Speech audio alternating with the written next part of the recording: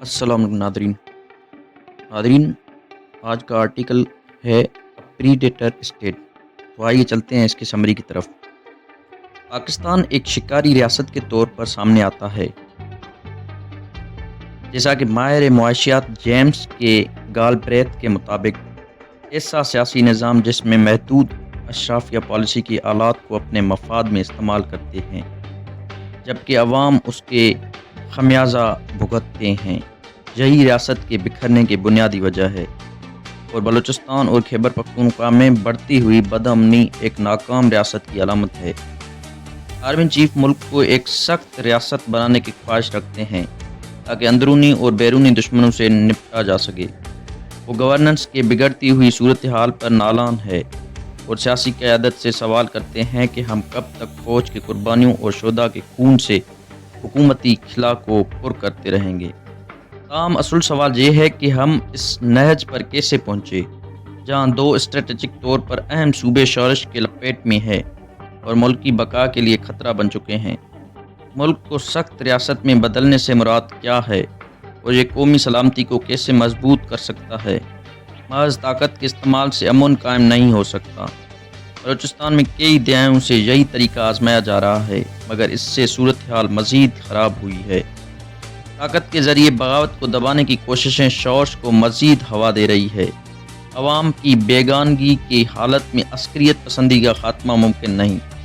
بلوچستان میں عوامی حقوق کے خلاف ورزیوں کے خلاف جاری احتجاجی ہڑتال سے یہ واضح ہوتا ہے کہ ریاست سیاسی حل تلاش کرنے کے بجائے جبر و استبداد پر انحصار کر رہی ہے، جس سے عوامی غم و غصہ مزید بڑھ رہا ہے۔ پاکستان میں حکمرانی کے فقدان نے ریاست کو غیر جوابدہ بنا دیا ہے۔ عوامی اضطراب کو محض قانون و نظم و نسق کا مسئلہ سمجھنا ایک بڑی سیاسی ناکامی ہے۔ طاقت کے استعمال سے وقتی سکون تو حاصل ہو سکتا ہے، لیکن جب تک عوام کی شکایات دور نہیں کیے جاتے تشدد مزید شدت اختیار کر سکتا ہے، جسے دبانے کے لیے مزید سخت اقدامات کی ضرورت پڑے گی۔ ریاست کی بے حسی اور جابرانہ پالیسیوں کی قیمت فوجی جوانوں کے خون سے ادا کی جا رہی ہے۔ بلوچستان کی بگڑتی ہوئی صورتحال بنیادی حقوق کے مسلسل خلاف ورزیوں کا نتیجہ ہے۔ ملک کا سب سے بڑا صوبہ فوجی آپریشنز اور شہری آزادیوں کے پامال کے باعث تشدد کے ایک نے ختم ہونے والے سلسلے میں الجھا ہوا ہے۔ ریاستی طاقت کا مسلسل استعمال کمزور طرز حکمرانی کی نشانی ہے۔ جتنے زیادہ سخت اقدامات کیے جا رہے ہیں اتنے ہی بحران سنگین ہوتا جا رہا ہے۔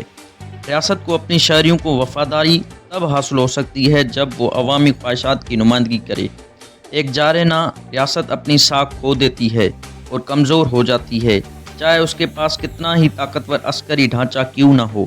ریاست کے جارحانہ رویے اور جمہوری مطالبات کو کچلنے کی پالیسی عوام کے اندر بغاوت کو رجحان پیدا کرتی ہے، جس سے ریاست کی کمزوریاں مزید نمایاں ہو جاتی ہے اور بیرونی قوتیں ان کا فائدہ اٹھاتی ہے۔ جب کوئی ریاست اپنے عوام کو اپنا دشمن سمجھتی ہے اور طاقت کے ذریعے انہیں دبانے کی کوشش کرتے ہیں تو وہ خود اپنی بقا کے لیے خطرہ بن جاتی ہے۔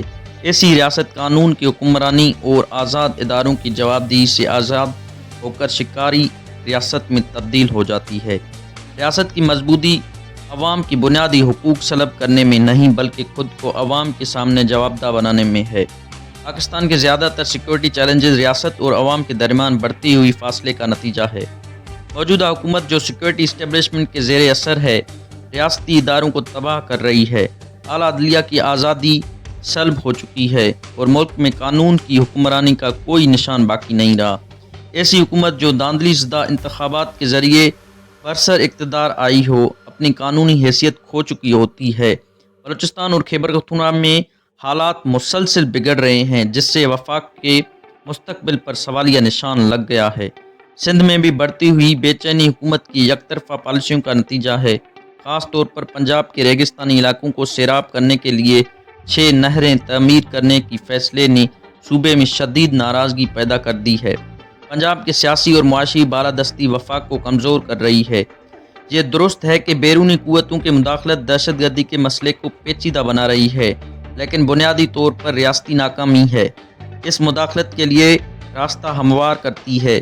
سرحد پار سے ہونے والے دہشت گرد حملوں کے خلاف جوابی فوجی کارروائیاں اس وقت تک بے معنی ہے جب تک کہ داخلی مسائل کو حل نہیں کیا جاتا۔ سخت ریاست سے مراد ایسی حکومت ہے جو مؤثر پالیسی سازی، مضبوط کنٹرول اور قومی مفادات کی حفاظت کو یقینی بنائے۔ لیکن کیا ہمارے پاس طاقت کے استعمال کے علاوہ عوامی اعتماد جیتنے کے لیے کوئی واضح پالیسی موجود ہے؟ شکاری ریاست نے تو عوامی مفادات کی نمائندہ ہوتی ہے اور نہ ہی ان کی فلاح کے لیے کام کرتے ہیں۔ بلوچستان میں جاری جبر و استبداد نوآبادیات ذہنیت کا عکاس ہے۔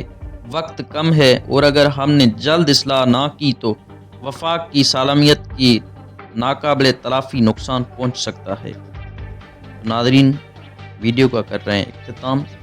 انشاءاللہ ملتے ہیں ایک نئے ویڈیو کے ساتھ، تب تک کے لیے اللہ حافظ۔